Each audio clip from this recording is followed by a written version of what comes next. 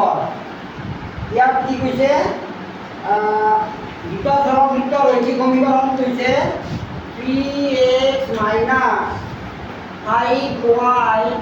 minus 7 equal to 0 তাৰপিছত আমাক xৰ মান দিছে মূলকেইটা দিয়া আছে x equal to 2k minus 1 y equal to k এতিয়া আমি k ৰ মান উলিয়াব লাগে কি কৰিব লাগিব x ৰ ঠাইত 2k মাইনাছ 1 বহাম আৰু y ৰ ঠাইত k বহাম ইয়াত লিখি লোৱা 3 x ৰ ঠাইত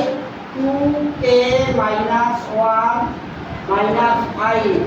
y ৰ ঠাইত আমি কি বহাম k বহাম minus 7 equal to 0 2k com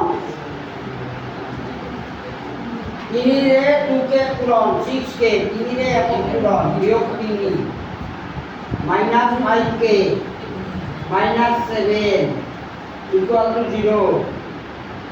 6k পৰা 5k माइनस k হ'ব माइनस 3 माइनस 7 माइनस 10 হ'ব इक्वल टू 0 এখানে k ইকুয়াল টু কি হ'ব 10 माइनस 10 टू